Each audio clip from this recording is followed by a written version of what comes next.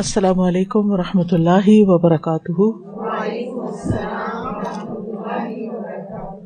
نحمده ونصلی علی رسولہ الکریم، اما بعد فاعوذ باللہ من الشیطان الرجیم، بسم اللہ الرحمن الرحیم، رب اشرح لی صدری ویسر لی امری واحلل عقدۃ من لسانی یفقہوا قولی۔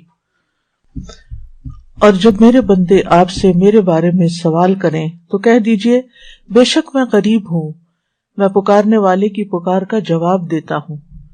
جب وہ مجھے پکارے تو ان کو چاہیے کہ وہ میرا حکم مانیں اور مجھ پر ایمان رکھیں تاکہ وہ ہدایت پائیں۔ سو اس سے بخشش مانگو، پھر اس کی طرف پلٹ آؤ، یقیناً میرا رب قریب ہے، قبول کرنے والا ہے، جواب دینے والا ہے۔ الحمد للہ الذی کفانی وآوانی وأطعمنی وسقانی والذی من علی فأفضل والذی اعطانی فأجزل۔ الحمد للہ علی کل حال، اللہم رب کل شیء وملیکہ وإلہ کل شیء اعوذ بک من النار۔ تمام تعریف اللہ کے لیے ہے جس نے میری کفایت کی اور مجھے رہنے کی جگہ عنایت فرمائی، مجھے کھلایا پلایا، اور جس نے مجھ پر احسان کیا اور بہت زیادہ کیا، جس نے مجھے دیا اور خوب دیا۔ ہر حال میں اللہ ہی کی تعریف ہے۔ اے اللہ، اے ہر چیز کے رب اور اس کے مالک، اے ہر چیز کے معبود، میں آگ سے تیری پناہ چاہتا ہوں۔ اللہم صلی علی محمد وعلی آل محمد کما صلیت علی ابراہیم وعلی آل ابراہیم انک حمید مجید۔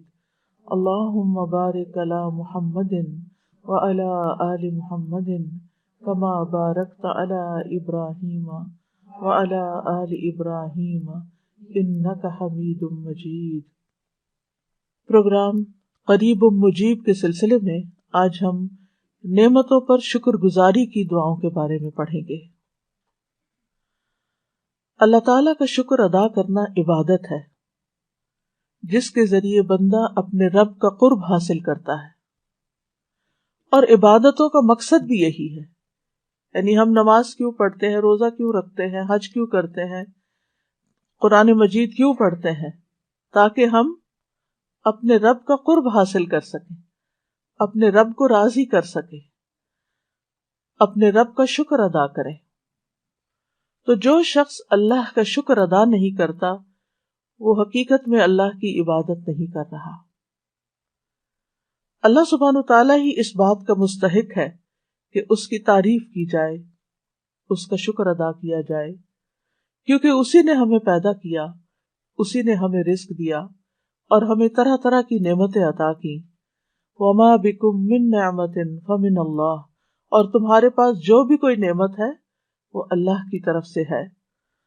تو ہر حال میں اللہ کی تعریف ہے، خوشحالی میں بھی اور تنگی میں بھی، آسانی میں بھی اور سختی میں بھی، ہر حال میں، صحت میں بھی اور بیماری میں بھی، ہر جگہ پر، اپنے گھر میں بھی اور گھر سے باہر بھی، ہر زمانے میں، ہمارے گزرے ہوئے زمانے میں بھی، حال میں بھی اور مستقبل میں، سب سے زیادہ تعریف اللہ ہی کی ہے، اس لیے کہ سب سے زیادہ احسانات اسی کے ہیں۔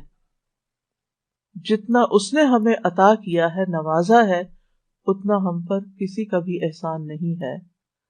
وَآتَاكُم مِّن كُلِّ مَا سَأَلْتُمُوهُ وَإِن تَعُدُّوا نِعْمَةَ اللَّهِ لَا تُحْصُوهَا۔ اور اس نے تمہیں ہر اس چیز میں سے دیا جو تم نے اس سے مانگی، اور اگر تم اللہ کی نعمت کو شمار کرنا چاہو شمار نہیں کر سکتے۔ ان الانسان لظلوم کفار، بلا شبہ انسان بڑا ظالم، بڑا ہی ناشکرا ہے۔ تو اللہ کے بندے دو طرح کے ہیں، ایک وہ جو اس کا شکر ادا کرتے ہیں، شکر گزار ہیں، اور دوسرے وہ جو ناشکرے ہیں۔ اللہ سبحانہ تعالیٰ کے نزدیک شکر پسندیدہ ہے اور ناشکرا پن قابل نفرت چیز ہے، سخت ناپسندیدہ۔ شکر گزار بندے اللہ کے محبوب ہیں اور ناشکرے بندے اللہ کے مبغوض ہیں۔ اس سلسلے میں ہم سب سے پہلے قرآنی دعا پر غور کریں گے، اور وہ ہے حضرت سلیمان علیہ السلام کی دعا۔ سورۃ النمل میں اللہ تعالیٰ ارشاد فرماتے ہیں، تو اس کی بات سے وہ ہنستے ہوئے مسکرا دیا اور کہنے لگا، اے میرے رب، مجھے توفیق دے کہ میں تیری ان نعمتوں کا شکر ادا کروں جو تو نے مجھ پر اور میرے والدین پر انعام کی ہیں، اور یہ کہ میں وہ نیک عمل کروں جس سے تو راضی ہو جائے، اور مجھے اپنی رحمت کے ساتھ نیک بندوں میں شامل کر لے، آمین۔ اس آیت میں سلیمان علیہ السلام کی خصوصی فضیلت کا ذکر کیا گیا ہے، جس میں وہ پوری تاریخ انسانی میں بالکل منفرد ہیں، کہ ان کی حکمرانی صرف انسانوں پر نہیں تھی بلکہ جنات، حیوانات، پرندے، حتیٰ کہ ہوا تک ان کی تابع فرمان تھی۔ ایک بار سلیمان علیہ السلام جنوں، انسانوں اور پرندوں پر مشتمل ایک لشکر لے کر ایک منظم فوج کے ساتھ روانہ ہوئے۔ راستے میں ان کا گزر ایک ایسی وادی پر ہوا جس میں چیونٹیاں رہتی تھی۔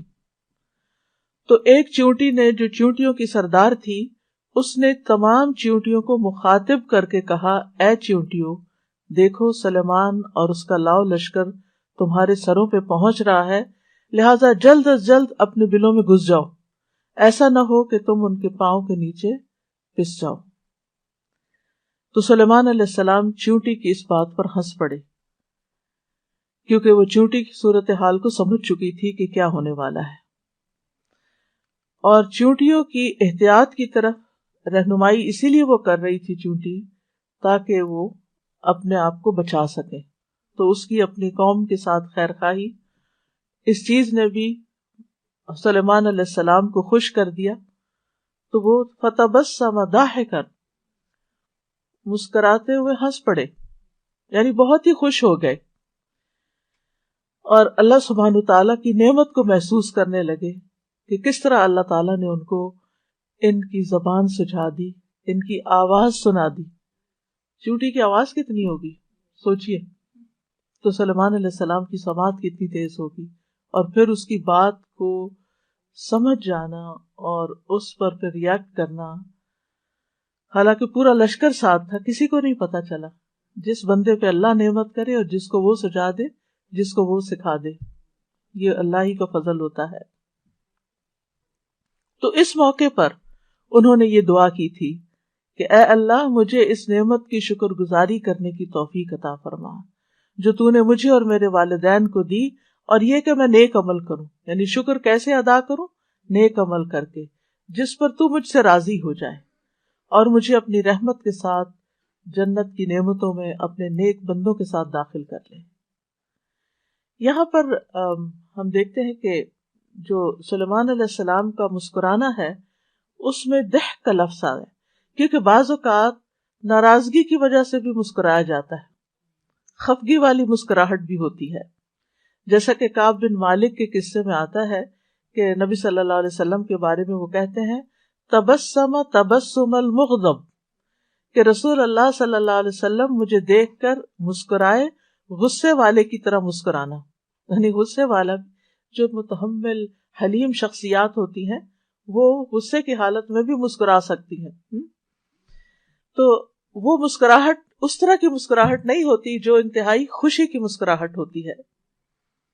اسی طرح بعض اوقات انسان دوسرے کی تحقیر کرتے ہوئے بھی مسکراتا ہے، اس کو حقیر سمجھتے ہوئے، تو یہاں پر اسی لیے اللہ سبحانہ وتعالیٰ نے تبسم کے ساتھ ضاحکن کی قید لگائی ہے کہ یہ تبسم خوشی کا تھا، شکر گزاری کا تھا، اور ضحک ہوتا ہے چہرے کا کھل جانا اور خوشی سے دانتوں کا ظاہر ہو جانا۔ اس کے آگے ہوتا ہے قہقہا، آپ قہقہا نہیں لگا رہے تھے، یعنی ایک ہے صرف مسکرانا اور ایک ہی کہ اتنا مسکرانا کہ پھر دانت بھی ظاہر ہو جائیں، اور اسی لیے آپ دیکھیں کہ جو دانت مسکرانے میں، ہنسنے میں ظاہر ہوتے ہیں ان کو ضواحک کہا جاتا ہے۔ تو سلیمان علیہ السلام ایک طرف تو چیونٹی کی دانش مندی پہ مسکرا رہے تھے، اس کی خیر خواہی پہ مسکرا رہے تھے، دوسری وجہ یہ کہ اپنی نیک نامی اور شہرت کی وجہ سے کہ چیونٹیاں تک جانتی تھی کہ سلیمان علیہ السلام ایک عادل بادشاہ ہیں، وہ جان بوجھ کر کسی پر زیادتی نہیں کرتے. ہاں ان کو پتہ نہیں چلے گا تو اور بات ہے، پھر وہ تمہیں انجانے میں لتاڑ جائیں گے. اور اس سے اتنی حیرت ہوتی ہے کہ ہم سمجھتے ہیں کہ یہ چیونٹی ایک حقیر مخلوق ہے. جب کسی چیز کو چھوٹا بتانا ہوتا ہے نا تو ہم چیونٹی سے تشبیہ دیتے ہیں. چیونٹیوں میں بھی اللہ نے کتنی عقل سمجھ رکھی ہے، اور وہ دنیا میں ہونے والے ادھر ادھر کے جو اپنے آس پاس کے حالات ہیں ان سے واقف ہوتی ہیں کہ کیا ہو رہا ہے. وہ بھی بندوں پر پھر گواہ ہوں گی. یعنی بعض اوقات ہم چیونٹیوں کی موجودگی میں کچھ کام کر رہے ہوتے ہیں اور ہم کبھی بھی نہیں یہ سوچتے کہ یہ بھی ہمارے خلاف یا ہمارے حق میں گواہی دے سکتی. یہ تو آپ کو معلوم ہی ہے کہ جو شخص علم کی طلب رکھتا ہے، علم حاصل کرتا ہے، اس کے لیے چیونٹیاں دعائیں کرتی ہیں. اس کا مطلب یہ ہے کہ چیونٹیوں کو بتایا جاتا یا ان تک یہ علم جاتا ہے کہ فلاں اور فلاں جو ہے آج اس مجلس میں بیٹھا ہوا علم حاصل کر رہا ہے، لہٰذا اس کے لیے تم بھی دعا کرو. ہم گھر سے نکل آتے ہیں، ہم تکلیف اٹھاتے ہیں، مشقت اٹھاتے ہیں، علم کے راستے میں نکلتے ہیں، فرشتے پر بچھاتے ہیں، چیونٹیاں دعائیں کرتی ہیں، سمندروں کی مچھلیاں تک دعائیں کرتی ہیں جو لوگ علم کے راستے پر نکلتے ہیں. کیونکہ یہ معمولی اعزاز نہیں ہے، یہ بہت بڑی خوش قسمتی کی بات ہے، اور اس پر بھی اللہ کا شکر ادا کرنا چاہیے.